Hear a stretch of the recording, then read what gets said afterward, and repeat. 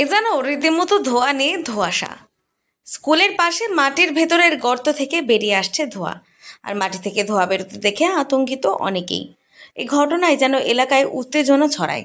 দেখা গিয়েছে মাটি থেকে বেরোচ্ছে এই ধোঁয়ার সঙ্গে বিদঘুটে গন্ধ। ঘটনাটি উত্তর চব্বিশ পরগনা জেলার বসিরহাট মহকুমার হাসনাবাদ মাখালগাছা কৃষ্ণপাড়া প্রাথমিক বিদ্যালয় সংলগ্ন স্থানের ঘটনা। কোন থেকে হচ্ছে এটা তো আমরা জানি না। হেলথের দিদিমণি আসলো, এসে বলছে যে এরকম ধোঁয়া বার হচ্ছে গর্ত থেকে। আমরা এসে দেখলাম ধোঁয়া বার হচ্ছে এবং বিশ্রী গ্যাস, এবং কিছু এরিয়াটা গরম। এই যে জায়গাটা দেখছেন আপনি, এটা কিন্তু গরম, গন্ধ বার হচ্ছে এবং গন্ধ, বিচ্ছিন্ন গন্ধ। এটা বললেন যে এখানে যেটা দুর্গন্ধ গন্ধ বাড়াচ্ছে মাটি থেকে।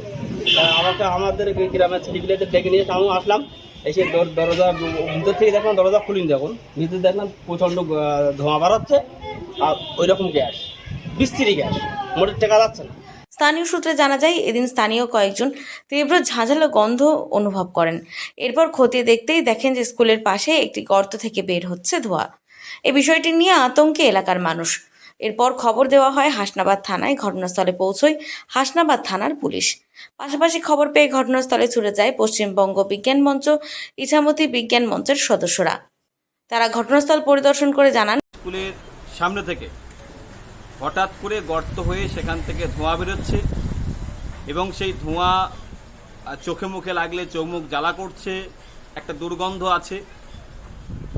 আমাদের বিজ্ঞান কর্মীরা সেখানে যাচ্ছেন।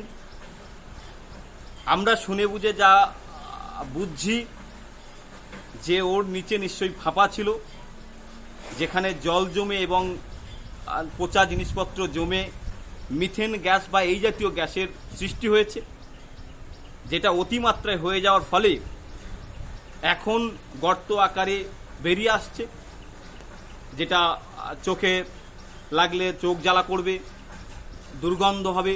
সম্ভবত মাটির নিচে কোনো আবর্জনা জমে মিথেন গ্যাস সৃষ্টি হয়েছে।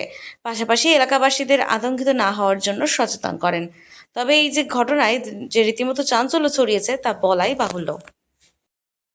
উত্তর চব্বিশ পরগনার বসিরহাট থেকে জুলফিকার মোল্লার রিপোর্ট, লোকাল 18 বাংলা।